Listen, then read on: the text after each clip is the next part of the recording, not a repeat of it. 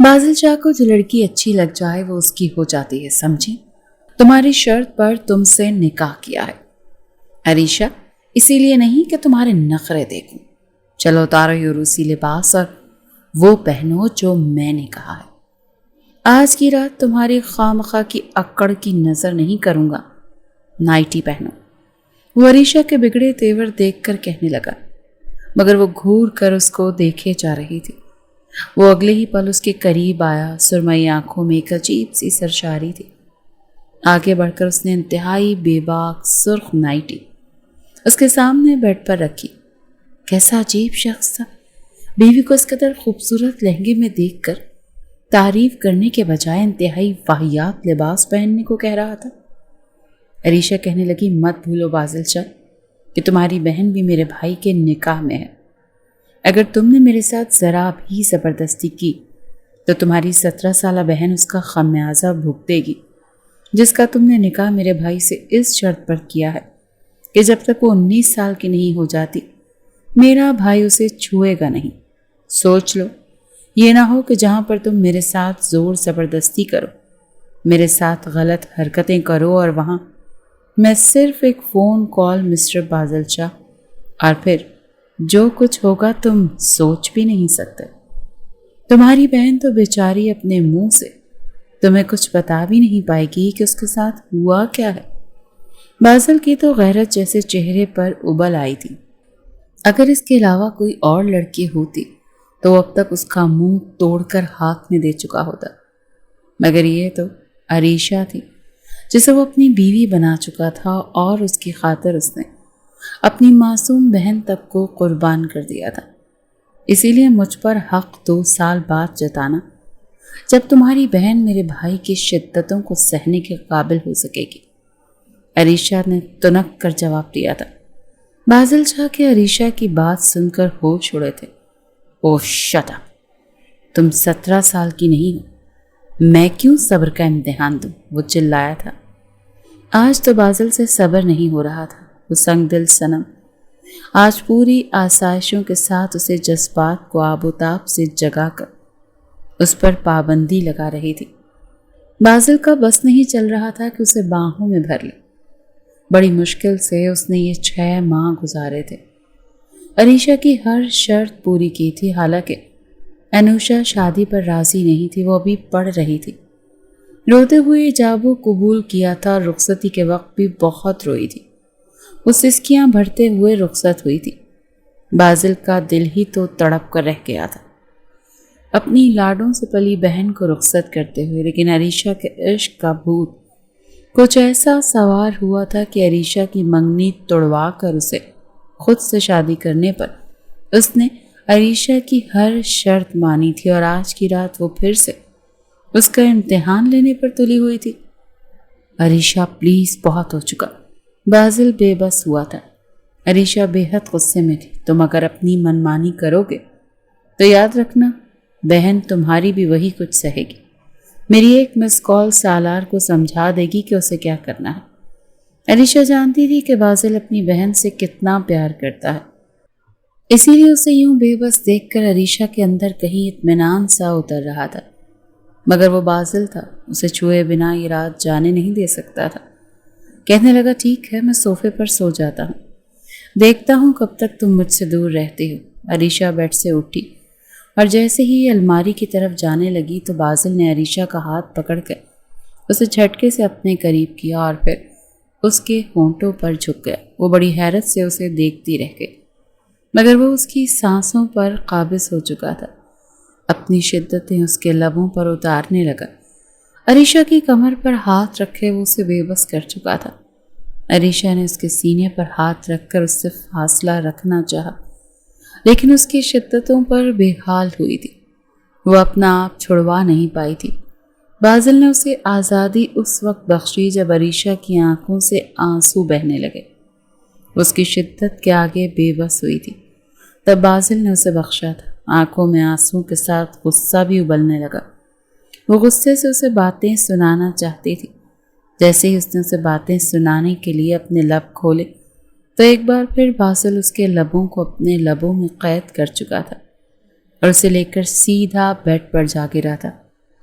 کمرے کا ماحول تو ویسے ہی قدرے رومانٹک رکھا گیا تھا کہ بغیر نشے کے ہی خماری چڑھ رہی تھی۔ عریشہ کا بس نہیں چل رہا تھا کہ سامنے کھڑے شخص کا خون پی جائے جو اس کے ہونٹوں کا ستیہ ناش کر چکا تھا۔ نچلے ہونٹوں کے کنارے سے خون رسنے لگا تھا۔ وہ چلا ہی پڑی تھی، وحشی جانور، I will kill you۔ وہ غصے سے دھاڑی۔ باسل اپنے ہونٹوں پر لگی عریشہ کی لپسٹک صاف کرتے ہوئے کہنے لگا، اب اتنی پیاری لگو گی اور جان کر مجھ پر اتنی پابندیاں لگاؤ گی تو اتنا تو سہنا پڑے گا نا سویٹ ہارٹ۔ ویسے بہت سویٹ ہو، قسم سے، مزہ آ گیا، اب بڑی سکون کی نیند آئے گی۔ یہ کہہ کر وہ عریشہ کو مزید تپا کر رکھ گیا تھا۔ پھر الماری کے پاس جا کر اپنے کپڑے نکال کر واش روم میں چلا گیا۔ عریشہ ڈریسنگ ٹیبل کے پاس آ کر اپنے ہونٹوں سے بہنے والا خون دیکھ کر باسل کو برا بھلا کہہ رہی تھی، کمینہ جانور۔ سامنے رکھے ٹیشو باکس سے اس نے ٹیشو نکالے تھے۔ وہیں دوسری جانب جیسے ہی سالار نے کمرے کے دروازے کا نوب گھمایا تو سسکیوں کی آواز نے اس کا استقبال کیا تھا۔ جب وہ کمرے کے اندر آیا تو وہ لڑکی خوف کے مارے کھڑی ہو گئی۔ بالکل معصوم سی گڑیا لگ رہی تھی۔ وہ خود بھی 20-21 سال کا ہی تھا۔ اچانک سے نکاح کے بندھن میں اسے عریشہ کے آنسوؤں نے باندھا تھا۔ اب وہ کافی تذبذب کا شکار تھا اور سمجھ نہیں پا رہا تھا کہ سامنے کھڑی لڑکی سے بات کیسے کرے، جو جب سے رخصت ہوئی تھی سسکیوں سے روئے ہی جا رہی تھی۔ وہ دھیرے دھیرے چلتا انوشے کے پاس آیا۔ وہ ڈر کر بالکل دیوار سے جا لگی، دیکھیں میرے پاس مت آئیے گا، بھائی نے آپ سے پہلے ہی کہہ دیا تھا نا کہ جب تک میں 19 سال کی نہ ہو جاؤں آپ میرے پاس نہیں آئیں گے۔ وہ جیسے سالار کو یاد دلا رہی تھی، جی میں جانتا ہوں میں آپ کو کچھ نہیں کہوں گا، لیکن آپ پلیز رونا تو بند کریں، مجھے پتا ہے آپ مجھ سے جھوٹ بول رہے ہیں، انوشے نے روتے ہوئے کہا تھا۔ رو رو کر آنکھیں سرخ ہو چکی تھی، سارا میک اپ مٹ چکا تھا۔ سالار کہنے لگا، میں کیوں جھوٹ بولوں گا تم سے؟ اسے انوشے کی بات کچھ عجیب سی لگی تھی۔ وہ خود بھی ابھی پڑھ رہا تھا اور اس کا بھی ابھی شادی کا کوئی ارادہ نہیں تھا، بس عریشہ کے آنسوؤں سے مجبور ہو گیا تھا۔ مجھے پتا ہے مرد اپنی ضد کے پکے ہوتے ہیں، اپنی بیوی کو نہیں چھوڑتے چاہے وہ 17 سال کی ہی کیوں نہ ہو۔ انوشے کی بات پر وہ کہنے لگا، نہیں میرا ایسا کوئی ارادہ نہیں ہے۔ وہ کہنے لگی، میں جانتی ہوں آپ کی نیت تو مجھ پر پہلے سے خراب تھی۔ سالار کو یہ سن کر جھٹکا لگا تھا اور وہ بھی حیرت کا۔ وہ کہنے لگا، واٹ؟ میں نے کبھی تمہیں غور سے دیکھا تک نہیں، کیوں جھوٹ بول رہی ہو؟ اس بار سالار تپ کر رہ گیا۔ میں کوئی جھوٹ ووٹ نہیں بول رہی، مجھے بچی نہ سمجھے، مجھے سب پتا ہے۔ آپ نے جان بوجھ کر یہ شرط رکھی، حالانکہ آپ جانتے تھے کہ میں ابھی پڑھ رہی ہوں، لیکن اپنی بہن کا رشتہ اسی شرط پر دیا۔ اگر آپ کی نیت میں خرابی نہ ہوتی تو کبھی بھی ایسی کوئی شرط نہ رکھتے۔ انوشے کو سالار پر بے تحاشا غصہ آ رہا تھا۔ وہ کہنے لگا، تمہیں یہ نظر آ رہا ہے؟ تمہیں یہ نظر نہیں آ رہا کہ تمہارے بھائی نے کیا کیا؟ اس نے میری بہن کا رشتہ ختم کروایا تاکہ خود اس کے ساتھ شادی کر سکے۔ تم کیا سمجھتی ہو کیا میری بہن کی کوئی ویلیو نہیں ہے؟ میں یوں ہی اپنی بہن کو تمہارے بھائی کے حوالے کر دیتا۔ یہ سن کر انوشے نے ماتھے پر بل ڈالے تھے۔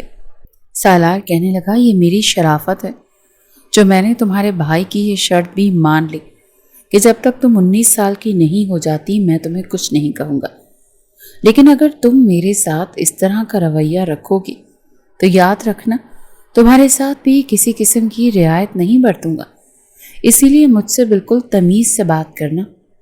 رہ گئی تمہیں دیکھ کر نیت خراب ہونے کی بات، تو میں نے تمہیں آج سے پہلے کبھی دیکھا ہی نہیں تھا، لیکن اب تم میری بیوی ہو سکتا ہے کہ تمہاری باتوں کی وجہ سے میری نیت تم پر خراب ہو جائے، اسی لیے اپنا منہ بند رکھو تو زیادہ بہتر ہے۔ سالار نے زیادہ سخت لہجہ استعمال نہیں کیا تھا، لیکن انوشے کو اچھی طرح سے سمجھا دیا تھا۔ انوشے نے الماری کھولی، اپنا سادہ سا لباس نکالا اور واش روم میں چلی گئی۔ باسل کی ضد نے کتنے ہی لوگوں کی زندگیاں کشمکش میں ڈال دی تھی۔ عریشہ کو پہلی بار باسل نے ایک دوسرے گاؤں میں اپنے دوست کی شادی پر دیکھا تھا۔ وہ شاید دلہن کی دوست تھی लेकिन उसे देखते ही वो अपने होश खो बैठा था। अरीशा उस वक्त 22 साल की थी और बादल शाह की उम्र 32 साल थी, और नाजुक से खूबसूरत सी चंचल सी लड़की उसकी नज़रों के हिसार में उस वक्त आई जब शादी के फंक्शन में अंदर आते हुए बुरी तरह से वो बादल से टकराई थी। इससे पहले कि उससे टकरा कर वो गिरती बेसाख्ता सा अमल था कि बादल उसकी कमर पर हाथ रख चुका था और उसे गिरने से बचा चुका था। लेकिन जब नज़र उस पर पड़ी तो अपने होश ही खो बैठा था। सफ़ेद दूधिया रंगत पर काले रंग का आंखों का काजल और होंठों पर लगी लिपस्टिक, खुले बाल, उसके होश ही तो उड़ा गए थे। कुछ पल बड़ी महवियत से उसे देखने लगा, लेकिन बड़े झटके से अरीशा उससे अलग हुई थी। बदतमीज इंसान, शर्म नहीं आती तुम्हें? हालांकि गलती इस वक्त बादल की नहीं थी, इसीलिए बादल ने माथे पर बल डाले थे। कहने लगा, मैंने क्या किया है? बेलगाम घोड़े की तरह भागते हुए तुम आकर मुझसे टकराई हो। बजाय माफ़ी मांगने के या मेरा एहसान मानने के कि मैंने तुम्हें गिरने से बचाया, तुम उल्टा मुझे ही बदतमीज कह रही हो। इस लड़की की आवाज़ और अदाएं भी बादल को बहुत अच्छी लग रही थी, इसीलिए बात बढ़ाते हुए जानबूझकर बादल ने उससे ऐसी बातें कही थी। अरीशा ने आंखें फाड़े देखा और कहने लगी, हटो यहाँ से। तुम जैसे बदतमीज़ों से अरीशा बात करना भी पसंद नहीं करती। अब तक जो बादल दिल में ये ख्वाहिश कर रहा था कि काश इस हसीन परिवश का नाम उसे पता चल जाए, वो खुद ही उसे नाम बताकर जा चुकी थी। वो ज़ेरे लब मुस्कुरा कर कहने लगा, अरीशा अच्छा नाम है, और अगर अरीशा बादल शाह हो जाए तो नाम पर 4 चांद लग जाएंगे। पूरी शादी के फंक्शन में ही बादल शाह की नज़र अरीशा से हटने को तैयार नहीं थी। शादी ख़त्म होते ही उसने अपने दोस्त से अरीशा के बारे में बात की। वो कहने लगा, मुझे तुम्हारी बीवी की दोस्त बहुत पसंद है, मैं उससे शादी करना चाहता हूँ, उसका रिश्ता लेकर जाना चाहता हूँ। लेकिन उसके दोस्त की बीवी ने कहा कि बादल भाई, अरीशा की मंगनी हो चुकी है और बहुत जल्द उसकी शादी होने वाली है। ये सुनकर बादल शाह बेचैन हुआ था। वो कहने लगा, नहीं नहीं, ऐसा कैसे हो सकता है? वो लड़की मेरे अलावा किसी और की नहीं हो सकती, और वैसे भी मैं अपने गांव का वडेरा हूँ। अगर मैंने उसके बाप से उसका रिश्ता मांगा तो यकीनन वो इनकार नहीं करेंगे। उसकी दोस्त की बीवी अरीबा कहने लगी, बादल, वो भी किसी किसान की बेटी नहीं है, हमारे गांव के नंबरदार की बेटी है, और अच्छे खासे खाते पीते ख़ानदान से उनका ताल्लुक़ है, और वो अपनी मंगनी से खुश है। उसके वालिदैन क्यों अपनी बच्ची का रिश्ता तोड़कर आपसे शादी करेंगे? ऐसा तो मुमकिन ही नहीं है। इसीलिए आप अरीशा का ख्याल अपने दिल से निकाल दे ही दें। लेकिन वो बादल शाह था, कहने लगा, सवाल ही पैदा नहीं होता। मंगनी हुई है ना, शादी थोड़ी हुई है, और मंगनी तो होती ही टूटने के लिए है। यह सुनकर अरीबा ने गुस्से से अपने शौहर की तरफ देखा था। आसिम कहने लगा, यार बादल, ये कोई ज़बरदस्ती का रिश्ता थोड़ी होता है। तुम किसी और लड़की को पसंद कर लो, मैं वहाँ तुम्हारा रिश्ता खुद लेकर जाऊँगा, क्योंकि बादल के वालिदैन हयात नहीं थे। बादल कहने लगा, सिर्फ वही लड़की अरीशा, वही मेरी बीवी बनेगी, और इसके अलावा कोई नहीं बनेगी। अरीबा ये सुनकर कहने लगी, देखें, रिश्ते यूँ नहीं होते ज़बरदस्ती से।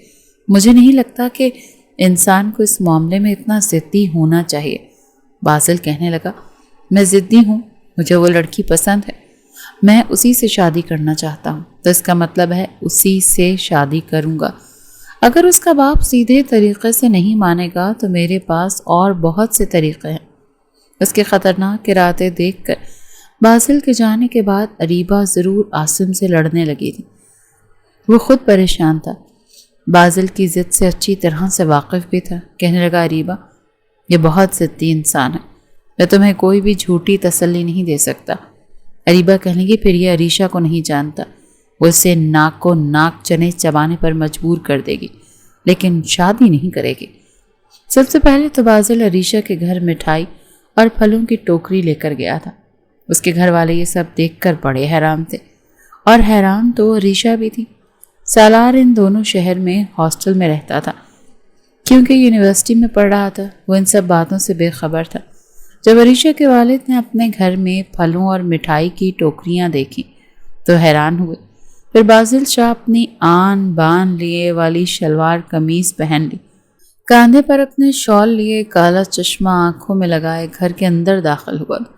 اسے دیکھ کر ہی عریشہ کے ماتھے پر بل پڑے تھے، لیکن حاکم حسین کے لیے بازل شاہ کا چہرہ انجان تھا۔ وہ کہنے لگے کون ہو تم اور یہ سب کیا ہے؟ وہ کہنے لگا آپ کی بیٹی کا رشتہ مانگنے اور اپنے ساتھ طے کرنے کے لیے آیا ہوں سسر جی، اور ہمارے ہاں سسرال میں پہلی بار بھی جائیں تو خالی ہاتھ نہیں جاتے۔ یہ سن کر حاکم حسین کہنے لگا میری بیٹی کا رشتہ پہلے سے طے ہے، تم کس سے پوچھ کر یہاں آئے ہو؟ کسی نے تمہیں بتایا نہیں کہ کچھ ماہ میں اس کی شادی ہونے والی ہے؟ اس بات پر بازل شاہ مسکرایا تھا اور کہنے لگا بلا شبہ شادی آپ کی بیٹی کی چند ماہ بعد ہی ہوگی، لیکن بازل شاہ سے ہوگی۔ یہ کہتے ہوئے وہ آگے بڑھا، جیب سے مخملی ڈبیا نکالی، ڈبیا سے ڈائمنڈ کی انگوٹھی نکال کر ڈبیا ایک طرف پھینکی اور سامنے کھڑی عریشہ کے پاس چلا گیا۔ وہ تو ٹھیک سے حیران ہی نہیں ہو پائی تھی جب بازل شاہ نے عریشہ کا ہاتھ پکڑا۔ وہ فوراً سے چونکی، اپنا ہاتھ چھڑوانے لگی، لیکن بازل کی گرفت سے اپنا ہاتھ چھڑوانا اسے بہت مشکل لگ رہا تھا۔ زبردستی وہ اپنی لائی ہوئی انگوٹھی اس کی انگلی میں پہنانے لگا۔ یہ دیکھ کر حاکم حسین جیسے ہی آگے بڑھنے لگا تو بازل شاہ کے گارڈ نے اس کے سر پر پسٹل تان دی۔ یہ دیکھ کر عریشہ کا بھی رنگ اڑا تھا اور اس کی والدہ کا بھی۔ اس نے عریشہ کا ہاتھ بڑی زور سے پکڑا کہ وہ کراہ کر رہ گئی۔ کمینے انسان، بدتمیز، چھوڑو میرا ہاتھ۔ عریشہ اپنا ہاتھ اس سے چھڑوا رہی تھی، لیکن بازل شاہ نے اپنے نام کی انگوٹھی اس کی انگلی میں پہنانے کے بعد ہی اس کا ہاتھ چھوڑا تھا۔ انگوٹھی اتنی ٹائٹ تھی کہ اس کی انگلی میں بڑی مشکل سے جا کر فٹ ہوئی تھی۔ جیسے ہی بازل نے ہاتھ چھوڑا، عریشہ وہ انگوٹھی اتارنے کی کوشش کرنے لگی، لیکن وہ تو اس کی انگلی میں پھنس چکی تھی، اتر ہی نہیں رہی تھی۔ وہ کہنے لگا اتنا آسان نہیں ہے بازل شاہ کی پہنائی ہوئی چیز کو اتارنا۔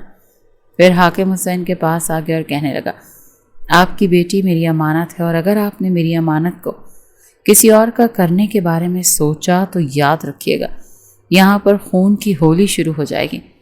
میں جانتا ہوں کہ آپ کا ایک بیٹا شہر کی یونیورسٹی میں پڑھتا ہے، وہاں ہاسٹل میں رہتا ہے، پتہ بھی نہیں چلے گا کہ گولی کہاں سے آئی اور کیسے اسے لگ گئی۔ یہ سن کر حاکم حسین ڈر گئے تھے۔ عریشہ کہنے لگی میں تمہیں چھوڑوں گی نہیں۔ وہ بار بار اپنی انگلی سے بازل کی پہنائی ہوئی انگوٹھی کو اتارنے کی کوشش کر رہی تھی، لیکن اس کے والد ڈر گئے تھے۔ وہ بازل شاہ کے سامنے کھڑے ہو گئی، چلا کر کہنے لگی میں مر کر بھی تم سے شادی نہیں کروں گی۔ بازل مسکرایا اور کہنے لگا تم مجھ سے شادی ضرور کرو گی، کیونکہ میں تمہارے پاس میں دوسرا کوئی آپشن چھوڑوں گا ہی نہیں۔ یہ کہہ کر وہ سیدھا وہاں گیا تھا جہاں پر عریشہ کا رشتہ طے ہوا تھا۔ اپنے گارڈز کے ساتھ ان کے گھر کا دروازہ ٹھوکر مار کر کھولا تھا۔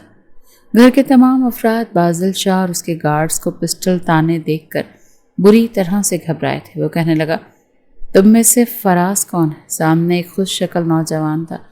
کہنے لگا میں ہوں۔ تو وہ کہنے لگا آج ہی جا کر عریشہ سے اپنا رشتہ توڑ دو۔ یہ سن کر وہ نوجوان غصے میں آ گیا اور کہنے لگا میں کیوں رشتہ توڑ دوں اور تم کون ہو؟ وہ کہنے لگا تمہاری منگیتر کا عاشق ہوں اور تمہارے قریبی گاؤں کا وڈیرا بھی۔ اگر تم انکار نہیں کرو گے تو میں تمہیں جان سے مار ڈالوں گا، پھر تو خود بخود عریشہ تمہارے اس رشتے سے آزاد ہو جائے گی۔ دیکھو میں نہیں چاہتا کہ بھری جوانی میں تم مارے جاؤ، اسی لیے تمہاری عزت اسی میں ہے کہ رشتہ ختم کر دو۔ یہ سن کر فراز کچھ دیر چپ سا ہوا تھا۔ فراز کے بھائی بھابھیاں اس کے والدین سب پریشان تھے کیونکہ گارڈز کے ہاتھوں میں پسٹل تھی۔ یوں بھی یہ رشتہ والدین کی رضامندی سے ہوا تھا، اس پر نہ فراز کو اعتراض تھا اور نہ ہی عریشہ کو، لیکن اس طرح کی بدماشی کوئی بھی اپنے گھر پر برداشت نہیں کرتا۔ لیکن پھر بھی فراز نے کہا کہ تم سے جو ہوتا ہے کر لو، میں یہ رشتہ ختم نہیں کروں گا۔ لیکن اگلے ہی لمحے بازل نے جیب سے پسٹل نکالی اور فراز کے پاؤں پر شوٹ کر دی۔ ہر طرف چیخو پکار شروع ہو چکی تھی۔ وہ خود درد سے تڑپ کر بل بلانے لگا تھا۔ بازل غصے سے کہنے لگا دماغ کچھ درست ہوا ہے یا اگلی گولی تمہارے سینے پر ماروں؟ یہ سن کر فراز کا والد ہاتھ جوڑے بازل کے پاس آیا اور کہنے لگا ہم انکار کر دیں گے، میرے بیٹے کو کچھ مت کرنا۔ بازل کہنے لگا آج شام تک انکار ہو جانا چاہیے۔ پھر جیب سے نوٹوں کی گڈی نکال کر اس نے زمین پر پھینکی۔ کہنے لگا اپنے بیٹے کا علاج کروا لینا، یقیناً میری طاقت کا اندازہ تم لوگوں کو ہو چکا ہوگا۔ پر ذرا سی چالاکی دکھانے کی کوشش کی نا تو یاد رکھنا میں کچھ بھی کر گزروں گا۔ یہ کہہ کر وہ اپنے گارڈ سمیت وہاں سے واپس جا چکا تھا۔ اگلے دن فراز کے گھر سے رشتے کے انکار پر عریشہ کے گھر پہنچ چکا تھا، اور وہ جانتی تھی کہ یہ انکار کیوں ہوا ہے۔ اسے بازل سے سخت نفرت محسوس ہو رہی تھی۔ وہ خود کو سمجھتا کیا ہے؟ جب پتہ چلا کہ فراز انکار کر چکا ہے تو بازل 1 مہینے بعد پھر سے عریشہ کے گھر گیا تھا۔ اس کے والد اسے دیکھ کر ڈر گئے تھے، لیکن عریشہ اس کی آنکھوں میں آنکھیں ڈالے دیکھ رہی تھی۔ انگوٹھی ابھی بھی اس کی انگلی سے اتری نہیں تھی۔ اس سے پہلے کہ وہ ڈرائنگ روم میں جا کر بیٹھتا، عریشہ اس کے سامنے کھڑی ہو گئی۔ وہ کہنے لگی، اندر آنے کی اجازت کس نے دی ہے تمہیں؟ وہ کہنے لگا، اپنے سسرال آنے جانے کے لیے مجھے کسی کی اجازت کی ضرورت نہیں ہے۔ پھر اس کے ملازمین ٹوکریاں اٹھا کر اندر لانے لگے، جس میں زیورات تھے۔ عریشہ کے لیے 3 لباس تھے، اس کی ضرورت کی چیزیں تھیں۔ یہ سب دیکھ کر اس کی والدہ کا رنگ اڑا تھا، اور حاکم حسین بھی گھبرا گئے تھے۔ وہ کہنے لگے، عریشہ تم اندر جاؤ، میں اس سے بات کر لوں گا۔ وہ کہنے لگی، نہیں، میں بات کروں گی اس سے۔ یہ کیا سمجھتا ہے میرا رشتہ توڑوا دے گا تو کیا میں اس سے شادی کر لوں گی؟ وہ کہنے لگی، بازل شاہ، میں ساری زندگی اپنے باپ کی دہلیز پر رہنا پسند کروں گی، لیکن تمہاری بیوی نہیں بنوں گی۔ وہ کہنے لگا، اتنا غصہ اچھا نہیں ہوتا، ذرا ٹھنڈے دماغ سے سوچو۔ جو شخص تمہاری محبت میں اتنا کچھ کر سکتا ہے وہ تمہیں کیسے رکھے گا؟ وہ تمہیں شہزادیوں کی طرح رکھے گا۔ میں تو زمین پر تمہارا پاؤں بھی پڑنے نہیں دوں گا، اپنے ہاتھوں پر رکھوں گا۔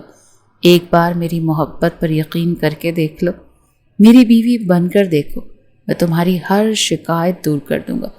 اس بار بازل کا لہجہ نرم تھا، لیکن عریشہ کے دل میں نفرت کا طوفان ٹھاٹھے مار رہا تھا۔ زبردستی وہ اس کی زندگی میں شامل ہونا چاہتا تھا، جس سے وہ سخت نفرت کرنے لگی تھی۔ وہ کہنے لگی، ٹھیک ہے، اگر تم چاہتے ہو کہ میں تم سے شادی کروں تو میری شادی وٹے سٹے کی بنیاد پر ہوگی۔ یہ سن کر بازل کے ماتھے پر بل پڑے تھے۔ اتنا تو عریشہ بھی پتہ کروا چکی تھی کہ اس دیو کی جان کہاں اٹکتی ہے۔ اسے اریبہ سے پتہ چل چکا تھا کہ بازل اس کے بارے میں ایسے ارادے رکھتا تھا، اور یہ بھی پتہ چل چکا تھا کہ اسے اپنی بہن سے بہت پیار ہے۔ اس کے بعد لاڈ نخرے اٹھاتا ہے، اسی لیے عریشہ نے اس بار اسے بہت بڑی الجھن میں ڈال دیا تھا۔ وہ کہنے لگی کہ پہلے میرے بھائی سالار کا نکاح تمہاری بہن انوشے سے ہوگا، اور اس کے بعد میں تم سے نکاح کروں گی۔ بازل شاہ سوچ میں پڑ گیا تھا، کہنے لگا، وہ بھی چھوٹی ہے۔ وہ کہنے لگی، تو کیا کروں میں بھی تم سے 10 سال چھوٹی ہوں۔ اگر تمہیں میری یہ شرط منظور ہے تو پھر میں تمہارا لایا ہوا جوڑا بھی پہن لوں گی، تمہاری دلہن بھی بن جاؤں گی۔ لیکن اگر شرط منظور نہیں ہے تو میں ساری زندگی اپنے باپ کی دہلیز پر بیٹھی رہوں گی۔ اگر تم میری جان بھی لے لو گے تب بھی میں مولانا صاحب کے سامنے نکاح پر اعتراف نہیں کروں گی۔ عریشہ کی بات سن کر کچھ دیر بازل چپ رہا۔ وہ کہنے لگی، کیا ہوا بازل شاہ؟ اپنی بہن کی باری آئی تو سٹی گم ہو گئی تمہاری بہن تمہاری عزت ہے، اور میں کسی کی عزت نہیں ہوں۔ میں قسم کھا کر کہتی ہوں، تم خون کی ہولی کھیلو گے، میرے بھائی کو مروا دو گے، میرے باپ کو مار ڈالو گے، تب بھی عریشہ تمہیں کبھی ملے گی نہیں۔ میں مر کر بھی تم سے نکاح نہیں کروں گی، اور اگر میرے ساتھ تم نے زبردستی کرنے کی کوشش کی تو یاد رکھنا، بہن تمہارے گھر پر بھی بیٹھی ہے۔ اسے امید نہیں تھی کہ عریشہ یوں بھی اس سے بات کر سکتی ہے۔ وہ کہنے لگا، ٹھیک ہے، مجھے تمہاری شرط منظور ہے، میں اپنی بہن کا نکاح تمہارے بھائی سے کرتا ہوں، لیکن میری بہن جب تک 19 سال کی نہ ہو جائے تمہارا بھائی اس کے ساتھ کوئی بھی تعلق قائم نہیں کرے گا، کیونکہ وہ بہت لاؤبالی سی ہے، ابھی ایسے رشتے کو نہیں سمجھتی۔ میں نکاح کر دوں گا، لیکن رخصتی 2 سال بعد کروں گا۔ عریشہ کہنے لگی، تو ٹھیک ہے، پھر نکاح میں بھی کر لوں گی، رخصت تمہارے ساتھ 2 سال بعد ہوں گی، جب تمہاری بہن رخصت ہو کر یہاں آئے گی۔ بازل کو وہ برے طریقے سے زج کر چکی تھی۔ وہ وہاں سے چلا گیا، لیکن جب گھر جا کر یہ بات اس نے انوشے سے کہی تو وہ حیرت سے اپنے لالا کو دیکھ رہی تھی۔ وہ کہنے لگی، لالا یہ کیا کہہ رہے ہیں؟ ایسا کیسے ہو سکتا ہے؟ میں تو ابھی پڑھ رہی ہوں، مجھے شادی نہیں کرنی، میں تو ابھی 11ویں جماعت میں ہوں، بھلا اتنی عمر کی لڑکیوں کی شادی تھوڑی ہوتی ہے۔ لیکن بازل شاہ کے سر پر عریشہ کے عشق کا بھوت سوار تھا۔ اپنی بہن سے بے شک محبت کرتا تھا، لیکن اس وقت جذبات کے ہاتھوں مجبور تھا۔ کہنے لگا میں تمہارا رشتہ طے کر چکا ہوں، 1 مہینے کے بعد ہماری شادی ہے، اور بے فکر رہو، تمہارا شوہر تمہیں کچھ نہیں کہے گا۔ تم وہاں پر بھی کالج جاؤ گی، پڑھو گی اور ایسے ہی زندگی گزارو گی جیسے یہاں گزار رہی ہو۔ لیکن انوشے رونے لگی، انکار کرنے لگی، بڑی زور سے بازل دھاڑا تھا۔ کہنے لگا انوشے خبردار، جو تمہاری آنکھ سے ایک آنسو بھی نکلا، خبردار جو تم نے انکار کیا، مجھے ہر حال میں عریشہ چاہیے اور اس کی ہر شرط میں مان لوں گا، اس لیے اس کے بھائی سے نکاح کے لیے تیار رہو۔ اسے بہن کے آنسو تک نظر نہیں آ رہے تھے کیونکہ بات انا پر آ چکی تھی اور وہ ایک لڑکی کے سامنے جھکنا نہیں چاہتا تھا، اسی لیے اپنی بہن کو ڈرا رہا تھا، اور وہ اپنے باپ جیسے بھائی کی دھاڑ سن کر ہی کانپ کر رہ گئی تھی، جس نے آج تک کبھی اس سے اونچے لہجے میں بات تک نہیں کی تھی۔ آج وہ اسے ڈرا رہا تھا۔ وہ روتے ہوئے اپنے کمرے میں چلی گئی۔ رشتہ طے ہو چکا تھا۔ سالار جب چھٹیوں پر واپس آیا تو جو خبر اسے ملی اس کا غصے سے برا حال تھا۔ وہ کہنے لگا چھوڑوں گا نہیں میں بازل شاہ کو، جان سے مار ڈالوں گا۔ وہ عریشہ سے 1 سال چھوٹا تھا، لیکن عریشہ اور اس کے والد نے اسے روکا، اسے سمجھانے کی کوشش کی۔ عریشہ کہنے لگی کہ تم چاہتے ہو کہ تمہاری بہن خوش رہے تو پھر اس کی بہن سے نکاح کر لو۔ وہ کہنے لگا میں پاگل ہوں کیا، میں کیوں نکاح کرنے لگا، اور میں تمہارا بھی نکاح یہاں نہیں ہونے دوں گا، میں خود اس کو دیکھ لوں گا۔ لیکن حاکم حسین ڈر گئے تھے، ایک ہی تو بیٹا تھا، کھونا نہیں چاہتے تھے، اسی لیے بڑی مشکل سے عریشہ اور حاکم حسین نے اسے انوشے سے نکاح کے لیے راضی کیا تھا۔ 1 مہینے بعد سب سے پہلے انوشہ اور سالار کا نکاح ہوا اور بعد میں عریشہ اور بازل شاہ کا، مگر رخصتی کے وقت انوشہ اپنے بھائی کے ساتھ لگ کر رونے لگی۔ وہ سسکیاں لے رہی تھی کہ جب بازل شاہ نے خود اس کا ہاتھ سالار کے ہاتھ میں دیا تھا۔ دونوں ہی ایک دوسرے کو خون خوار اور غصیلی نظر سے دیکھ رہے تھے۔ بازل شاہ نے بڑے سخت لہجے میں کہا تھا کہ میری بہن کا خیال رکھنا اور جو شرائط میں نے رکھی ہیں اس کا بھی خیال رکھنا۔ اسی انداز سے سالار نے بھی جواب دیا تھا کہ جتنا خیال تم میری بہن کا رکھو گے نا، اتنی ہی امید مجھ سے بھی رکھ لینا۔ بہرحال عریشہ رخصت ہو کر بازل شاہ کی حویلی آ چکی تھی، لیکن اس کے ہوش اڑانے کے لیے، اس کی زندگی کو اجیرن بنانے کے لیے، اسے تڑپانے کے لیے۔ اسی لیے شادی کی پہلی ہی رات اسے کہہ چکی تھی کہ اگر تمہیں اپنی بہن کی عمر کا اتنا ہی خیال ہے تو پھر 2 سال صبر کا دامن تو تمہیں بھی تھامنا پڑے گا۔ تعلق تو قائم نہیں کیا تھا، لیکن اپنے رشتے کا ایک حق ضرور استعمال کیا تھا اور اپنی شدتیں اس کے ہونٹوں پر اتاری تھیں۔ دوسری جانب سالار کو نہ تو انوشے سے کوئی دلچسپی تھی اور نہ محبت۔ وہ بیوقوف سی لڑکی اس کے لیے کوئی اہمیت ہی نہیں رکھتی تھی۔ جب وہ کمرے میں آئی تب تک سالار اپنے کپڑے نکال چکا تھا۔ جب وہ نہا کر کمرے میں آیا تو وہ بیڈ پر بڑے آرام سے سو چکی تھی۔ وہ چاہتا تو صوفے پر بھی سو سکتا تھا، لیکن جان بوجھ کر تکیہ اٹھایا، پاؤں کی جانب رکھا اور لیٹ گیا۔ لیکن تب تک انوشے سو چکی تھی۔ رات کا نہ جانے کون سا پہر تھا جب پاؤں سالار کے منہ پر بڑی زور سے لگا تھا۔ وہ ہڑبڑا کر اٹھ بیٹھا۔ کمرے میں ہلکی ہلکی چاند کی روشنی آ رہی تھی اور وہ لڑکی بنا دوپٹے کے بے ڈھنگے انداز سے لیٹی ہوئی تھی۔ اپنا پاؤں سالار کے منہ پر مارنے پر بھی اسے احساس نہیں ہوا۔ یہ دیکھ کر سالار کو بڑا غصہ آیا۔ اس نے اس کا پاؤں پکڑا اور اپنی انگلی اس کے پاؤں کے تلوے پر پھیری تھی۔ ایک کرنٹ سا لگا تھا جو انوشے کو جگا گیا تھا۔ وہ فوراً سے اٹھ بیٹھی۔ سالار اس کا پاؤں چھوڑ چکا تھا۔ اپنے بیڈ پر سالار کو دیکھ کر وہ جتنا حیران ہوتی اتنا کم تھا، اور پھر اس کی حرکت کے بارے میں سوچ کر اسے کچھ خوف محسوس ہوا تھا اور غصہ بھی آ رہا تھا۔ وہ کہنے لگی شرم نہیں آتی تمہیں، میرے ساتھ بیڈ پر کیا کر رہے ہو؟ وہ کہنے لگا تمہیں شرم آئی تھی میرے منہ پر پاؤں مارتے ہوئے؟ تمہیں پتا ہے شوہر کا درجہ کیا ہوتا ہے؟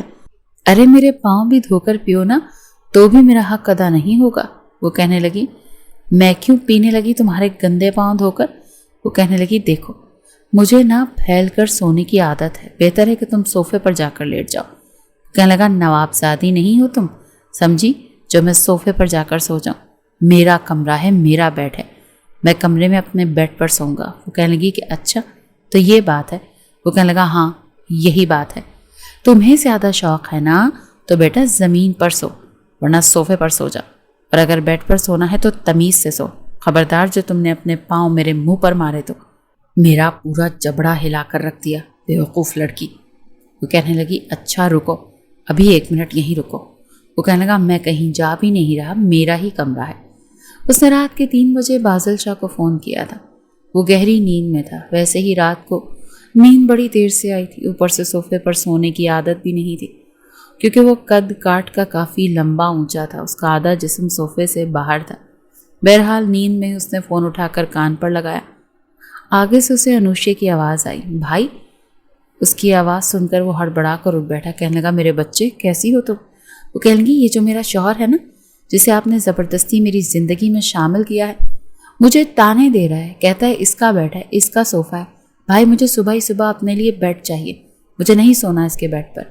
یہ سن کر بازل غصے میں آیا تھا، حالانکہ جہیز نہ لینے اور نہ دینے کی بات حاکم حسین نے ہی کی تھی۔ وہ کہنے لگا ٹھیک ہے، صبح تمہارے کمرے میں تمہارا بیڈ اور تمہارا فرنیچر سب کچھ پہنچ جائے گا۔ فون بند کر کے بڑے اتراتے ہوئے اس نے سالار کی طرف دیکھا تھا۔ دیکھ لیا بچو، صبح تمہارے بیڈ سے زیادہ بڑا میرا بیڈ آئے گا میرے کمرے میں۔ وہ کہنے لگا او ہیلو میڈم، اپنے بھائی سے بولو کمرہ بھی تمہیں بھیج دے، کیونکہ اس کمرے میں 2 بیڈ فرنیچر کبھی نہیں آئیں گے، اور اپنے پیسے پر اترانا چھوڑ دو، سمجھی نا؟ یہ کہہ کر اس نے تکیہ اور لحاف اٹھایا اور صوفے پر جا کر لیٹ گیا۔ منہ ہی منہ میں بڑبڑاتے ہوئے سو چکا تھا۔ دوسری جانب بازل کی آنکھ کھل چکی تھی۔ بیڈ پر نظریں دوڑائیں تو وہ پری وش بڑی گہری نیند سو رہی تھی۔ دل میں پھر سے جذبات ابھرنے لگے تھے۔ اس کا گہرا گلا اس کی کچھ رعنائیاں واضح کر رہا تھا۔ اس کی گوری رنگت، اس پر اس کے سنہری بال بازل کو پاگل کرنے لگے تھے۔ اس نے بڑی آہستگی سے اپنا تکیہ اٹھا کر بیڈ پر رکھا اور بیڈ پر لیٹ گیا۔ شاید وہ گہری نیند میں تھی۔ اس کے قریب آ کر اپنی شہادت کی انگلی سے اس کے چہرے پر اڑتی ہوئی آوارہ لٹوں کو پیچھے کرنے لگا تھا۔ ہونٹ پر زخم کا نشان دیکھ کر دل کو کچھ ہوا تھا۔ رات کو غصے میں آ کر وہ کچھ زیادہ ہی کر گیا تھا، لیکن اب افسوس ہو رہا تھا۔ اپنے انگوٹھے سے اس کے زخم کو رب کرنے لگا۔ تبھی عریشہ کی آنکھ کھلی تھی۔ جب بازل کو اپنے اتنے قریب دیکھا تو بری طرح سے گھبرائی تھی۔ اس سے پہلے کہ وہ اٹھتی بازل اسے اپنے مزید قریب کر چکا تھا۔ وہ کہنے لگا سوری، میں نے غصے میں آ کر کچھ زیادہ ہی کر دیا، خود میرا ایسا ارادہ نہیں تھا۔ میں تو تمہیں پھولوں کی طرح چھونا چاہتا تھا، تمہیں اپنی محبت کا یقین دلانا چاہتا تھا، لیکن تمہاری باتوں نے ہی پاگل کر دیا تھا۔ وہ کہنے لگی ہٹو، پیچھے ہٹ کر بات کرو، دیکھو میں سالار کو فون کر دوں گی۔ لیکن بازل اب اس کے اندر کھونے لگا تھا۔ وہ اس کے ہونٹوں کو بڑی ہی نرمی سے چھو رہا تھا، اپنے رشتے کا حق بڑے پیار سے جتا رہا تھا۔ کبھی اس کے رخسار پر پیار کرتا تو کبھی اس کی گردن پر اپنا لمس چھوڑتا۔ عریشہ شاید اس کی شدت پر تلخ بھی ہوتی، لیکن اس کی محبت پر کچھ بے بس سی ہوئی تھی۔ بازل کی پیار بھری باتیں اس کے کانوں میں رس کھولنے لگی تھی۔ آہستہ آہستہ اس کا احتجاج کم ہونے لگا تھا۔ بازل صرف اپنے لبوں کے لمس سے ہی اسے متعارف کروا رہا تھا۔ ایک خماری تھی جو عریشہ پر چھائی تھی، مگر اچانک سے بازل اس سے پیچھے ہٹ گیا۔ اس کے دل میں اپنے لیے نئے جذبات اجاگر کر کے وہ پیچھے ہٹ گیا تھا۔ عریشہ جو بس اپنی آنکھیں بند کر کے اب آنے والے لمحات کا سوچ کر خود کو بے بس محسوس کر رہی تھی، اپنے لب وہ ہوا میں ہی معلق رکھے ہوئے تھی، اور وہیں بازل بھی پیچھے ہٹ چکا تھا۔ اسے یوں اپنے لیے بے قرار دیکھ کر اسے اندر تک اطمینان ہوا تھا، جیسے کلیجے میں ٹھنڈ پڑ گئی ہو۔ یہی تو وہ چاہتا تھا کہ اس لڑکی کے جذبات کو وہ خود ابھارے۔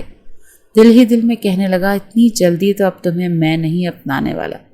تم نے شوہر کو پہلی رات انکار کیا ہے نا، اب جب تک خود اپنے منہ سے بول کر نہیں کہو گی کہ میرے پاس آنا ہے، تب تک میں بھی نہیں آنے والا تمہارے پاس۔ یہ کہہ کر وہ پیچھے ہٹ چکا تھا۔ عریشہ نے اسے گھور کر دیکھا، پھر کہنے لگی یہ کیا طریقہ ہے، شرم نہیں آتی تمہیں؟ وہ فوراً اس کی جانب اپنا رخ کر کے سر کے نیچے بازو ٹکا کر کہنے لگا کیوں، کیا چاہتی ہو؟ تمہارے ساتھ وہ سب کچھ کروں جو کرنے سے تم نے منع کیا تھا؟ چلو اپنے منہ سے بول کر خود کہہ دو، میں ابھی کے ابھی تمہاری یہ رات رنگین بنا دیتا ہوں۔ وہ جس انداز میں کہہ رہا تھا ایسے لگ رہا تھا جیسے عریشہ خود اس سے اس رشتے کو آگے بڑھانے کا کہہ رہی ہو۔ وہ فوراً بیڈ سے اٹھ کر کھڑی ہو چکی تھی۔ وہ کہنے لگی آج تو تم نے میرے لبوں کو چھو لیا، مجھے کس کر لی، لیکن دوبارہ اگر تم نے اپنی حدود پھلانگنے کی کوشش کی نا تو پھر دیکھنا میں تمہارا حشر کیا کرتی ہوں۔ یہ کہہ کر وہ بیڈ سے اٹھی تھی۔ دل اس کا بھی پورے زوروں سے دھڑک رہا تھا۔ AC آن تھا لیکن پھر بھی پسینے کی بوندیں اس کے ماتھے پر تمتما رہی تھیں جب وہ صوفے پر جا کر لیٹ گئی اور بازل جی بھر کر مسکرایا تھا۔ اگلی صبح وہ سب سے پہلے خوبصورت بیڈ اور باقی کا کمرے کا فرنیچر پسند کر کے اسے گاڑی میں لاد کر انوشے کے سسرال پہنچا چکا تھا۔ حاکم حسین نے گھر کے باہر فرنیچر سے لدی ہوئی گاڑی دیکھی تو حیران ہوئے، کہنے لگے یہ سب کچھ کیا ہے؟ بازل جو کافی غصے میں تھا، تبھی سالار بھی اسی وقت اپنے کمرے سے تیار ہو کر نکلا تھا اور انوشے بھی، دونوں ہی اس وقت یونیفارم میں تھے۔ بازل کو دیکھ کر دونوں کے قدم رکے جب وہ حاکم حسین سے کہنے لگا، آپ کے اس لاڈلے سپوت نے کل رات میری بیٹی جیسی بہن کو یہ تانا دیا ہے کہ وہ جہیز لے کر نہیں آئی، اس کے پاس اپنا بیڈ، اپنی الماری نہیں ہے، اسی لیے میں اس کے لیے فرنیچر لے کر آیا ہوں۔ حاکم حسین تو تل ملا اٹھے اور کہنے لگے، نہیں، تم سب کچھ واپس لے جاؤ، اس گھر میں کسی چیز کی کمی نہیں ہے۔ اگر بہو کو کچھ مسئلہ ہے تو وہ مجھ سے کہے، اگر اس کا شوہر کچھ کہتا ہے تو مجھے کہے۔ یوں اچھے گھر کی لڑکیوں کا بار بار اپنے مائکے فون کر کے انہیں اپنے گھر کے بارے میں بتانا اچھی عادت نہیں ہوتی۔ حاکم حسین سنجیدگی کے ساتھ بولے تو انوشا اپنا سر جھکا گئی تھی۔ بہرحال بازل سے وہ فرنیچر لینے سے انکار کر چکے تھے۔ ایک کپ چائے کا پینے کے بعد وہ اٹھ کر سالار کے سامنے آیا اور اپنا بھاری بھرکم ہاتھ اس کے کاندھے پر رکھنے کے بعد اسے زور سے دبا کر کہنے لگا، آئندہ دھیان رکھنا، دوبارہ میری بہن کو تانا دیا نا تو یہاں پر کھڑے نہیں ملو گے۔ اگر میں تمہاری بہن کو زور زبردستی کر کے اپنی بیوی بنا سکتا ہوں تو تمہیں بھی گھر داماد بنانے میں مجھے 2 منٹ نہیں لگیں گے، سمجھے؟ اسے سرگوشی کرتے ہوئے دھمکی دے کر وہ وہاں سے جا چکا تھا۔ سالار کا چہرہ تو یوں تھا جیسے کسی نے ہوائیاں اڑاتی ہوں۔ پیچھے کھڑی انوشے میسنی ہنسی ہنس کر اس کے کاندھے سے اپنا کاندھا ٹکرا کر کہنے لگی، کیوں؟ کیا ہوا؟ رات تو بڑے اچھل رہے تھے، ساری ہوا نکل گئی نا؟ ایسے ہیں میرے بازل بھائی۔ وہاں سے وہ سیدھا کچن میں جانے لگی تو حاکم حسین نے اسے اپنے سامنے بلایا تھا۔ ایک گہری سانس خارج کر کے بڑے پیار سے اسے سمجھایا تھا، وہیں سالار کو بھی بتایا کہ آئندہ کے بعد سے بچگانہ باتیں میں تم لوگوں کے منہ سے نہ سنو۔ جو بھی تھا، انوشے کا دل اس گھر میں لگنے لگا تھا۔ ساس سسر بڑے پیار سے اس کے ساتھ رہا کرتے تھے۔ رہی بات سالار کی تو سالار بھی اس کے ساتھ کسی طرح کی کوئی زور زبردستی نہیں کر رہا تھا، مگر چونکہ وہ اس کا شوہر بنا دیا گیا تھا اسی لیے بلا وجہ کا بیر اس کے ساتھ تھا۔ اس روز جب بازل گھر آیا تو عریشہ نہانے کے بعد اپنے لمبے گھنے بالوں کو کھول کر صحن میں ٹہل رہی تھی اور ساتھ پھولوں کی کیاریوں کو دیکھ رہی تھی۔ واقعی جس گھر میں عورت نہ ہو وہ گھر گھر نہیں رہتا۔ اس نے آج ہی نئے پھولوں کے گلدان منگوا کر رکھے تھے، نئے پھول منگوا کر اس نے کیاریوں میں لگوائے تھے اور انہی کی دیکھ بھال میں لگی تھی جب بازل اس کے پیچھے آ کر کھڑا ہو گیا۔ کہنے لگا، یہ سب کچھ کیا کر رہی ہو تم؟ ملازم ہیں، ان سے کہو وہ کر دیتے ہیں، تم خود کیوں تھک رہی ہو؟ دیکھو اپنے نازک ہاتھوں کو۔ وہ اس کے پاس گھٹنوں کے بل بیٹھ کر اس کے ہاتھوں کو پکڑ چکا تھا جن پر مٹی لگی ہوئی تھی۔ کہنے لگا، دیکھو یہ نرم ہاتھ جن کو میرے گال پر پیار سے گھومنا چاہیے، ان ہاتھوں کو تم نے یوں مٹی میں دے رکھا ہے۔ چلو شاباش، اٹھو، یہ کام مت کیا کرو، میں نہیں چاہتا کہ تمہارے ان نازک ہاتھوں کی نرمی ختم ہو۔ وہ فوراً اپنا ہاتھ چھڑوا کر کہنے لگی، بس بھی کر دیا کریں، انسان کے اندر شوق نام کی بھی کوئی چیز ہوتی ہے۔ مجھے باغ پانی کرنا بہت زیادہ پسند ہے۔ کتنا پھیکا سا گھر لگ رہا تھا، یہ دیکھیں، اب رنگ رنگ کے پھول، گلاب اور دوسرے پھول کے پودے منگوائے ہیں جن سے اس قدر خوبصورتی آ چکی ہے صحن میں۔ اسے مسکراتا دیکھ کر بازل بھی خوش ہوا تھا۔ وہ کہنے لگا، چلو بس بہت ہو گیا، جب میں گھر آ جاؤں تو تم وقت صرف میرے ساتھ گزارو گی۔ آج میرا دل ہے کہ میں تمہیں باہر گھمانے کے لیے لے کر جاؤں، جلدی سے تیار ہو جاؤ، ہم باہر چلتے ہیں۔ عریشہ بھی باہر گھومنا پھرنا چاہتی تھی، اسی لیے اس نے خوبصورت سی میکسی پہنی، بالوں کو کھولا اور تیار ہو کر اس کے ساتھ چل دی۔ دونوں لانگ ڈرائیو پر نکلے تھے۔ گاڑی میں رومانٹک سانگ چل رہا تھا اور وہ اس کا ہاتھ پکڑنے کی بار بار کوشش کر رہا تھا۔ عریشہ نے بھی اپنا ہاتھ اس کے ہاتھ میں دیے رکھا۔ کچھ دیر بعد ہی وہ ایک ریسٹورانٹ میں پہنچے تھے جہاں پر دونوں ابھی کھانے کا آرڈر کر ہی رہے تھے۔ جبھی وہاں پر عریشہ کو فراز دکھائی دیا جو شاید اپنی کسی بزنس میٹنگ کے تحت اسی ریسٹورانٹ میں آیا تھا۔ عریشہ جو بازل کے ساتھ نوک جھوک نہ صحیح مگر بات چیت کر رہی تھی، فوراً اس کے لبوں پر چپ تاری ہو گئی۔ بازل نے اس کی نظروں کے تعاقب میں دیکھا تو وہاں پر فراز تھا جو کہ عریشہ کو ہی دیکھ رہا تھا۔ بازل کے ماتھے پر بل پڑے تھے۔ فوراً کہنے لگا، بس بہت ہو گیا، چلو عریشہ گھر چلتے ہیں، راستے میں تمہیں آئس کریم پارلر لے کر جاؤں گا۔ مگر عریشہ تو فراز کے چہرے کو دیکھتی رہ گئی تھی۔ آخر کو ان کی منگنی کے بعد وہ دونوں اکثر فون پر باتیں بھی کیا کرتے تھے، اور فراز جس قدر محبت پاش نظروں سے اسے دیکھا کرتا تھا، اس پر اپنی محبت نے نچھاور کیا کرتا تھا۔ وہ سب کچھ بھولنا عریشہ کے لیے اتنا آسان نہیں تھا۔ پرانی محبت ایک دم سے جاگ اٹھی تھی جب غصے میں بازل نے اس کا ہاتھ پکڑ کر اسے وہاں سے باہر لے جانا شروع کر دیا۔ کہنے لگا کہ میں تمہاری آنکھیں نکال دوں گا، شرم نہیں آتی تمہیں میری بیوی ہو کر کسی اور پر نظر رکھ رہی ہو؟ وہ اپنا ہاتھ چھڑوانے لگی، کہنے لگی اگر اتنی تڑپ اٹھ رہی ہے تو اس وقت سوچتے جب زبردستی مجھ سے شادی کر رہے تھے، تب تمہیں خیال نہیں آیا تھا کہ تم میری زندگی برباد کر رہے ہو؟ وہ جس لہجے میں بولی تھی غصے سے وہ اسے دیکھنے لگا۔ دل میں کئی طرح کے وسوسے آنے لگے تھے۔ بازل کو فکر ستانے لگی تھی کہ کہیں ایسا نہ ہو کہ یہ لڑکی بہانے ڈھونڈ رہی ہے اس سے دور جانے کے، تبھی تو اسے اپنے قریب بھی نہیں آنے دے رہی تھی۔ یہ نہ ہو کہ کسی روز وہ اس سے طلاق لے کر چلی جائے، پھر دوبارہ فراز کے پاس۔ ایک دم سے شیطان نے اس کے ذہن پر حملہ کیا تھا کہ بس وہ منفی سوچنے لگا، بڑی تیزی سے گاڑی چلا رہا تھا۔ عریشہ خوفزدہ ہونے لگی، کہنے لگی اگر تمہیں مرنے کا شوق ہے تو شوق سے مرو، مگر میں مرنا نہیں چاہتی، گاڑی دھیرے چلاؤ، دکھائی نہیں دے رہا کسی گاڑیاں آ رہی ہیں؟ وہ خوف سے ایک ہاتھ سے سیٹ کو اور دوسرے ہاتھ سے ڈیش بورڈ کو پکڑے ہوئے بیٹھی تھی، جبکہ بازل سپیڈ مزید تیز کرتا جا رہا تھا۔ کہنے لگا اگر میں مرا نا تو تمہیں بھی ساتھ ہی لے کے مروں گا، تمہیں میں اس دنیا کے لیے نہیں چھوڑ کر جاؤں گا۔ آج رات تو میں تمہیں ایسا مزہ چکھاؤں گا کہ تم سوچ بھی نہیں سکتے کہ بازل کے علاوہ کسی اور کو دیکھنے کی سزا کیا ہوتی ہے۔ اس کا غصہ دیکھ کر عریشہ سہم چکی تھی۔ وہ تو بس بازل کو زچ کرنے کے لیے فراز کی طرف دیکھ رہی تھی، کیونکہ بازل کو وہ بے چین کر دینا چاہتی تھی، مگر جس قدر وہ غصے میں تھا اس کا تو دل ہی دہل کر رہ گیا۔ اسے گھر لے کر آ چکا تھا، اسے بیڈ پر پٹخ دیا، فوراً اپنی شرٹ کے بٹن کھول کر ایک طرف پھینکے اور اسے گردن سے پکڑ کر اپنا آپ اس پر نچھاور کرنے لگا۔ عریشہ رونے لگی، وہ بری طرح پھوٹ پھوٹ کر رو رہی تھی۔ اسے روتا دیکھ کر بازل کے اندر سنسنی کی لہر دوڑ گئی۔ وہ روتے ہوئے کہنے لگی کہ پلیز مت کریں میرے ساتھ ایسا، میں آپ سے کہہ چکی ہوں کہ آپ میرے قریب نہیں آئیں گے۔ اگر آپ نے یہ سب کچھ کرنا تھا میرے ساتھ تو مار کر پھینک دیتے مجھے بار بار کیوں اذیتوں کا نشانہ بنا رہے ہیں؟ کیا دنیا کے سارے شوہر اپنی بیویوں کے ساتھ ایسا کرتے ہیں؟ ضد میں آ کر اس کی زندگی برباد کرتے ہیں؟ یہ سن کر بازل اس سے جدا ہوا تھا اور اپنے غصے پر قابو پانے لگا تھا۔ وہ حد سے زیادہ ہی رد عمل دینے لگا تھا۔ اس رات وہ کمرے میں بھی نہیں آیا تھا۔ ساری رات باہر بیٹھ کر وہ سگریٹ پر سگریٹ پھونکتا رہا اور اپنے آپ کو نارمل کرنے کی کوشش کرتا رہا، خود کو سمجھاتا رہا کہ وہ جو کچھ کر رہا ہے وہ غلط ہے۔ اسے عریشہ کا دل محبت سے جیتنا ہوگا، سختی دکھا کر نہیں، اور صرف شک کی بنیاد پر وہ ایسا کچھ بھی نہیں کر سکتا۔ دوسری جانب آج سالار اپنے دوستوں کے ساتھ باہر ہی ڈنر کرنے والا تھا۔ انوشے نے کھانا کھا کر ٹائم سے ہی دروازے کو لاک کر لیا تھا اور ایک ہارر مووی لگا کر بیٹھ چکی تھی۔ کمرے میں بالکل اندھیرا تھا، ایک جانب مووی چل رہی تھی اور وہیں دوسری جانب بادل گرج رہے تھے، بارش بھی برس رہی تھی۔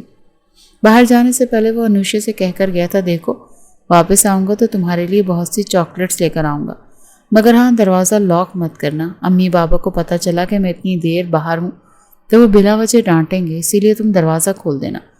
اس وقت تو وہ مان چکی تھی لیکن اب بڑی تسلی سے سارے دروازے لاک کر کے بیٹھ چکی تھی۔ بار بار اس کے موبائل پر وہ کالز کر رہا تھا کہ انوشے کی بچی آ کر دروازہ کھولو، میں نیچے کھڑا ہوں، مگر وہ تو موبائل کو ہی میوٹ کر کے بیٹھی مزے سے ہارر مووی انجوائے کر رہی تھی اور ساتھ پاپ کارن کھا رہی تھی۔ سالار اندر تک کلس کر رہ چکا تھا، تبھی تیز بارش بھی شروع ہو گئی اور بادل بھی گرجنے لگے۔ یہی وقت تھا جب سالار نے دیوار پھلانگ کر گھر آنے کا سوچا۔ وہ دیوار پھلانگ کر اندر تو آ چکا تھا مگر لاؤنج کا دروازہ بھی بند تھا۔ دل ہی دل میں کہنے لگا ساری شرطیں گئیں بھاڑ میں، انوشے کی بچی تمہاری ایسی کی تیسی، آج دیکھو میں تمہارا کیا حال کرتا ہوں۔ یہ کہہ کر اس نے پائپ کے ذریعے گھر کی اوپری منزل کی طرف جانا شروع کر دیا جہاں پر اس کا اور انوشا کا کمرہ موجود تھا۔ وہاں دوسری جانب مووی میں بھی ایک ہارر سین چل رہا تھا جس میں ہیروئن کو اندھیری رات میں چمکتے بادلوں میں کھڑکی کے پاس پردوں کے پیچھے ایک سایہ نظر آتا ہے کہ تبھی انوشے کو بھی بجلی چمکتی ہی اپنے کمرے کی کھڑکی کے سامنے ایک سایہ نظر آیا۔ وہ چلا کر فوراً بیڈ پر اچھل پڑی، پاپ کارن اس کے ہاتھ سے چھوٹ کر بیڈ پر گر چکے۔ گھبرا کر کہنے لگی کون ہے وہاں پر؟ اس سے پہلے کہ اٹھ کر لائٹ آن کرتی کھڑکی کھلی تھی اور وہ بھاگ کر کھڑکی سے سیدھا بیڈ پر کودا تھا۔ انوشا کا تو ہارٹ اٹیک آنے ہی والا تھا جب اسے اپنی باہوں میں بھر کر وہ اس کے اوپر گر گیا۔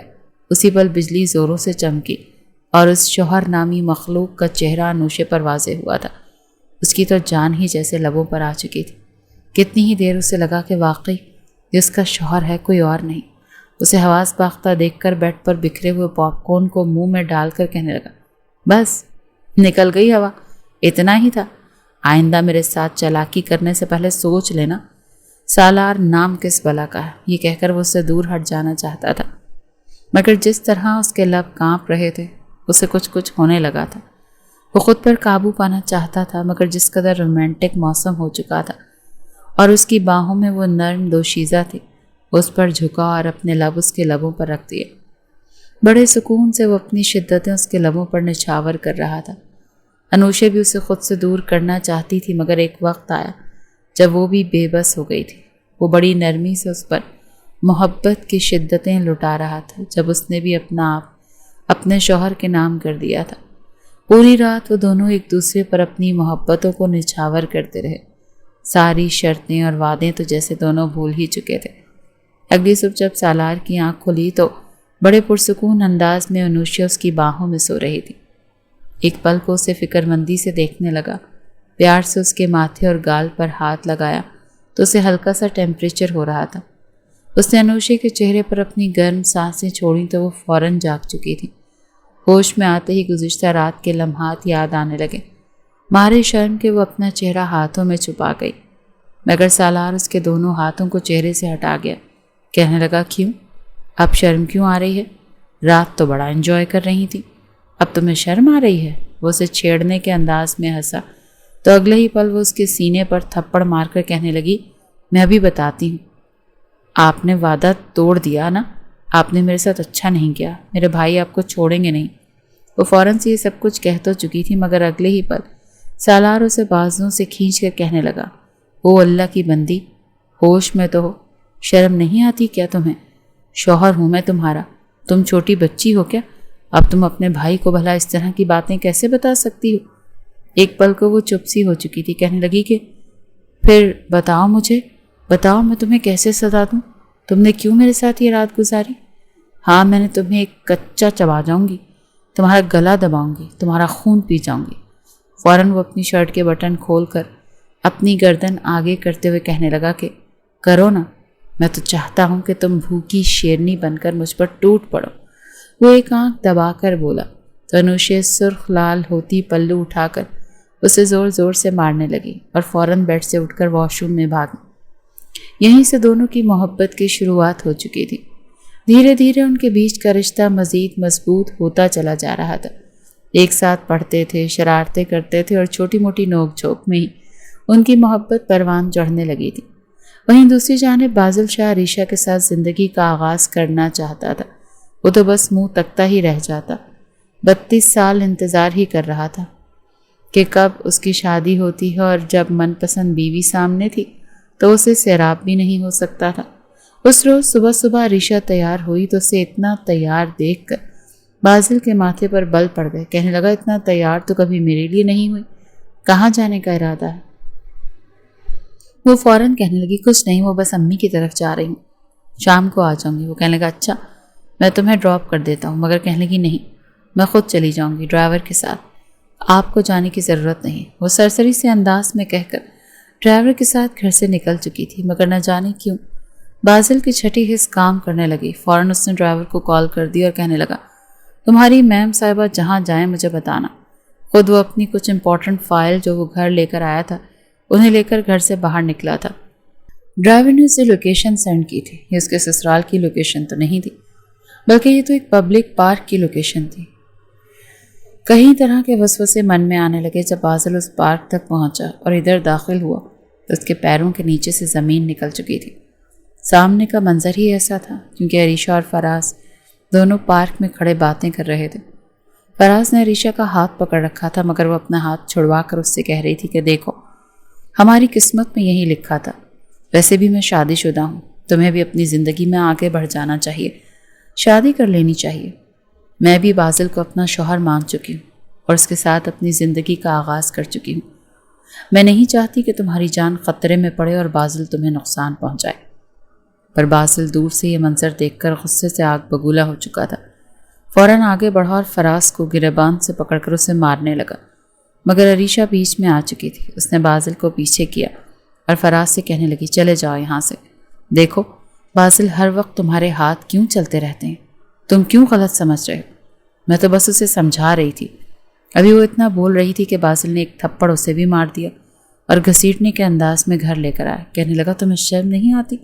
شوہر کے ہوتے ہوئے اپنے پرانے منگیتر سے ہاتھ ملا رہی تھی، باتیں کر رہی تھی، کیا پلاننگ چل رہی تھی؟ یہ کہہ کر مجھے زہر دے کر مار دو گی اور خود دونوں شادی رچا لو گے؟ نہیں بازل شاہ، خود تو مرے گا مگر اس سے پہلے تمہاری اس کھوپڑی میں 6 گولیاں اتار کر جائے گا، سمجھی؟ تمہاری قبر اپنے ہاتھوں سے پکی کروانے کے بعد تمہاری قبر پر خودکشی کرے گا، سمجھ رہی ہو تم میں کیا کہنے کی کوشش کر رہا ہوں؟ عریشہ اس کے جنونی پن سے گھبرا چکی تھی۔ کہنے لگی، نہیں بازل، ایسا کچھ نہیں ہے۔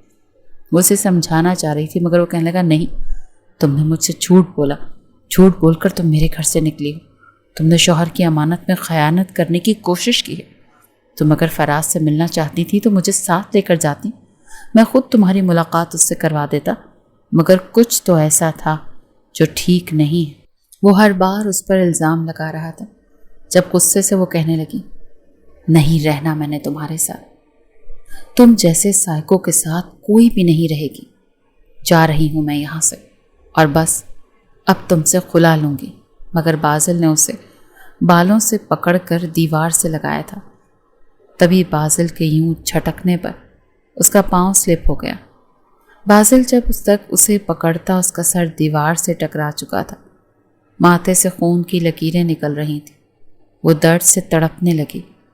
بازل بھی گھبرا کر اسے اٹھانے لگا مگر وہ خود کو چھڑواتی سیدھا ڈرائیور کی طرف گئی تھی کہ مجھے اپنے گھر چھوڑ کر آؤ۔ بازل کے سر ہلانے پر ڈرائیور اسے اس کے مائکے چھوڑ آیا تھا۔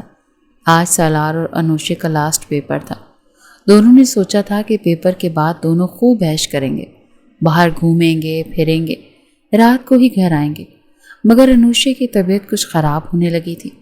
پیپر کے فوراً بعد کینٹین میں جب سالار اور انوشے ملے تو اس سے کاندھے پر سر رکھ کر نڈھال سی ہو چکی تھی۔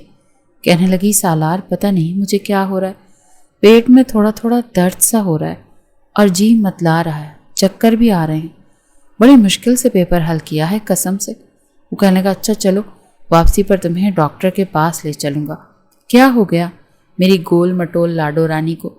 وہ ہنس کر اسے چھیڑنے لگا۔ تبھی گھر سے کال آ چکی تھی۔ دونوں جلدی سے گھر پہنچے تھے۔ سامنے ماتھے پر زخم لیے عریشہ بیٹھی پھوٹ پھوٹ کر رو رہی تھی۔ حاکم حسین غصے سے آگ بگولا تھے۔ عریشہ کہنے لگی، بس مجھے نہیں رہنا اس شخص کے ساتھ، میں اب اس سے طلاق لوں گی، مجھے عدالتوں میں جانا پڑا تو جاؤں گی مگر اس شخص کے ساتھ اب نہیں رہوں گی۔ جیسے ہی انوشے آگے بڑھی کہ آپ ہی کیا ہوا ہے، آپ کو بھائی نے کیا کیا آپ کے ساتھ؟ تبھی عریشہ آگے بڑھ کر اسے دھکا دے کر کہنے لگی، خبردار، مجھے ہاتھ مت لگانا۔ تم کیا سمجھ رہی ہو کہ میرا گھر برباد ہوا تو تم بستی رہو گی؟ ہرگز نہیں، تم بھی طلاق لے کر یہاں سے جاؤ گی۔ سالار ابھی کے ابھی چھوڑ کر آؤ اسے اس کے گھر میں، دھکے مار کر نکالو اسے یہاں سے۔ وہ غصے سے بول رہی تھی جب بازل وہاں پر آ چکا تھا۔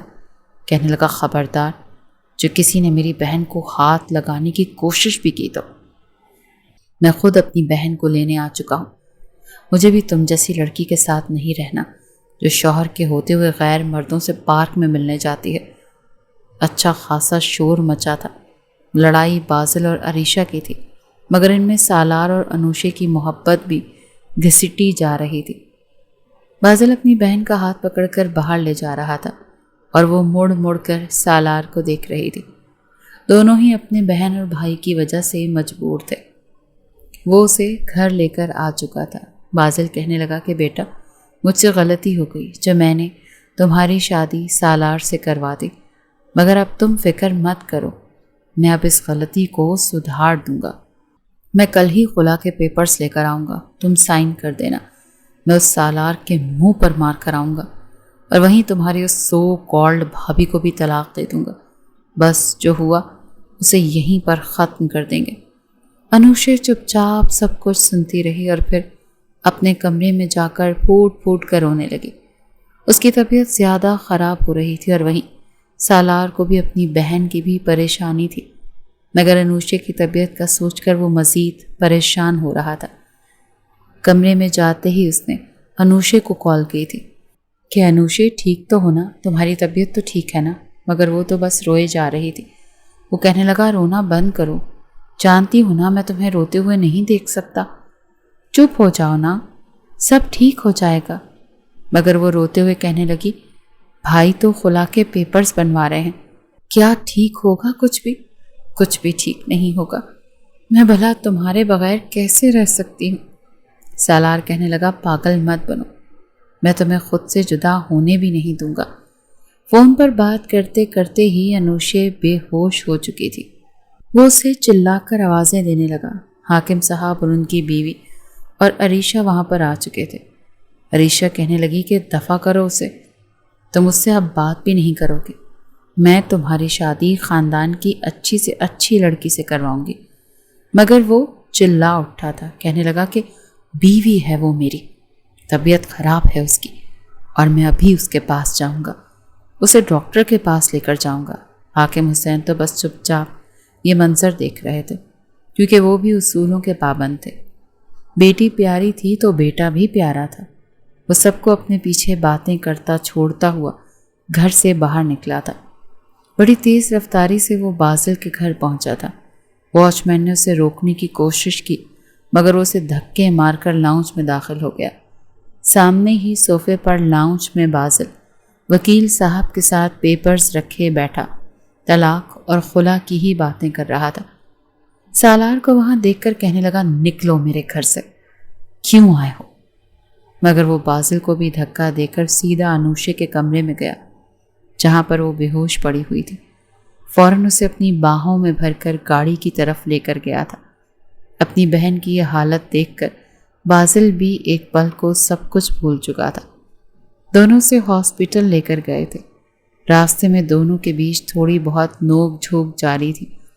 جب ڈاکٹر نے انوشے کا چیک اپ کیا تو کہنے لگی کہ اس حالت میں اکثر بلڈ پریشر لو ہو جاتا ہے، لیکن آپ نے انہیں شاید بہت زیادہ اسٹریس دے دیا، اس وجہ سے ان کی حالت یہ ہو گئی ہے۔ در حقیقت یہ پریگننٹ ہے، ماں بننے والی ہے۔ یہ سن کر جہاں سالار کے چہرے پر خوشی آئی تھی، وہیں بازل کے تو ہوش اڑ چکے تھے۔ سالار خوشی میں فوراً ہنستا ہوا آنکھوں میں آنسو لائے بازل کی طرف گیا اور اسے گلے لگا کر خوشی کا اظہار کرنے لگا، لیکن کچھ یاد آنے پر فوراً پیچھے ہٹا۔ بازل تو اسے گھور گھور کر دیکھ رہا تھا۔ اسے تو سمجھ نہیں آ رہی تھی کہ کن لفظوں میں کہے کہ یہ کیا کیا ہے تم نے میری بہن کے ساتھ، جب منع کیا تھا، لیکن بس چپ ہی رہ گیا۔ جیسے ہی وہ ہوش میں آئی تو ہوش میں آتے ہی اس نے سالار کا نام لینا شروع کر دیا۔ سالار اس کے قریب تھا، اسے اپنی باہوں میں بھر کر بیٹھا تھا، بار بار اس کے بالوں کو پیچھے کرتا، اس کے ماتھے پر لب رکھ رہا تھا۔ یہ منظر دیکھ کر بازل گہری سانس خارج کر کے رہ گیا تھا۔ جو کچھ اس نے کیا تھا وہ اس کا اور عریشہ کا معاملہ تھا، لیکن وہ اپنے اور عریشہ کے معاملے میں بھلا اپنی بہن کی زندگی کیسے برباد کر سکتا تھا؟ اس نے فیصلہ کر لیا تھا کہ وہ انوشے سے اس کی مرضی پوچھے گا، اس بار زبردستی نہیں کرے گا۔ واپسی پر اس نے انوشے سے پوچھا کہ انوشے تم میرے ساتھ جاؤ گی یا پھر سالار کے ساتھ؟ یہ سن کر انوشے ایک دم خاموش سی ہو گئی تھی، مگر وہ کہنے لگا نہیں میرا بیٹا، بولو، اپنی مرضی بتاؤ۔ میں نے زبردستی کر کے تمہاری شادی سالار سے تو کروا دی تھی، مگر اب تم جو کہو گی وہی ہوگا۔ اس نے سالار کی طرف دیکھا اور پھر کہنے لگی کہ بھائی میں سالار کے ساتھ جانا چاہتی ہوں۔ یہ سن کر اس نے مسکرا کر اس کے سر پر ہاتھ پھیرا تھا اور پھر دونوں کو مٹھائی کی ٹوکریوں کے ساتھ روانہ کیا تھا۔ یہ خبر جب حاکم حسین کو پہنچی تو وہ بھی خوشی سے سالار کو سینے سے لگا گئے تھے۔ عریشہ بھی یہ خبر سن کر مسکرائی تو تھی، مگر دل میں انا آڑے آ رہی تھی، مگر اس نے اپنے بھائی اور انوشے کو مبارکباد ضرور دی تھی۔ عریشہ جب اپنی آنکھوں کے سامنے سالار اور انوشے کو خوش دیکھتی کہ کیسے سالار اسے اپنے ہاتھوں سے کھانا کھلاتا ہے، اسے پیار کرتا ہے، چھوٹی چھوٹی بات پر اس کے پیروں کے نیچے ہاتھ رکھنے کو تیار ہوتا، تو اسے بازل کی محبت یاد آتی۔ بازل بھی تو اس سے یوں ہی محبت کر رہا تھا، اور وہ بلا وجہ انا کی پجارن بنی اس سے دور رہ رہی تھی، نہ جانے کیوں اسے سزا دے رہی تھی، جبکہ ایسی محبت کرنے والے تو بہت کم ملا کرتے تھے۔ کچھ سوچتے ہوئے انوشے نے اپنے بھائی کو کال کر کے بتایا تھا کہ اس روز عریشہ فراز سے صرف اسے سمجھانے کے لیے گئی تھی، ورنہ محبت تو وہ آپ ہی سے کرتی ہے۔ اگر محبت نہ کرتی ہوتی تو یوں آپ کی تصویر اپنے موبائل میں دیکھ کر اس کی آنکھوں میں آنسو نہ ہوتے۔ بازل بھی زخمی سی مسکراہٹ چہرے پر سجا کر مسکرایا تھا، اور پھر اس شام ایک جانب سالار بازل کی طرف گیا تھا اور انہیں تیار کر کے اپنے ساتھ لایا تھا، وہیں دوسری جانب انوشے نے عریشہ کو خوبصورت سا لباس گفٹ دیا تھا اور بیوٹی پارلر سے تیار کروا کر دونوں کو ہی ایک ریسٹورانٹ میں لے کر آئی تھی۔ بازل اور عریشہ نے جب 1.5 ماہ بعد ایک دوسرے کو دیکھا تو دونوں ہی جیسے کافی بدل چکے تھے۔ محبت دونوں کو دیمک کی طرح چاٹ رہی تھی۔ اپنے چھوٹے بہن بھائیوں کو اپنے لیے اتنا کرتا دیکھ کر وہ دونوں ہی مسکرا گئے تھے۔ سالار اور انوشے وہاں سے جا چکے تھے اور وہ دونوں چپ چاپ کچھ دیر کھڑے رہے، جب بازل نے آگے بڑھ کر اس کے ہاتھ تھامے اور کہنے لگا، میں وعدہ کرتا ہوں کہ تم پر اتنا غصہ نہیں کروں گا، بلکہ سرے سے غصہ ہی نہیں کروں گا، مگر تمہیں بھی مجھ سے جھوٹ نہیں بولنا چاہیے۔ تمہیں پتہ ہونا چاہیے کہ بازل شاہ کو جھوٹ سے کتنی نفرت ہے۔ عریشہ بھی اس سے معافی تلافی کرنے لگی، پھر رونے لگی، مگر کچھ دیر بعد ہی دل کا زنگ دھل چکا تھا اور دونوں ایک دوسرے کے سینے سے لگ چکے تھے۔ کھانا کھانے کے بعد عریشہ بازل کے ساتھ اپنے مائکے آئی تھی، جہاں پر سب نے مل کر باتیں کی۔ انوشی اور عریشہ نے مل کر سب کے لیے چائے بنائی تھی، ساتھ کچھ لوازمات رکھے۔ تبھی سالار نے اپنے موبائل سے کیمرہ آن کیا اور مسکرا کر کہنے لگا، یہ ہوتی ہے پرفیکٹ فیملی، چلیں اب سب اسمائل کریں۔ سب کے چہروں پر مسکراہٹ تھی، اور یہ مسکراہٹ ہمیشہ ہمیشہ کے لیے ایک تصویر میں قید ہو کر رہ گئی تھی۔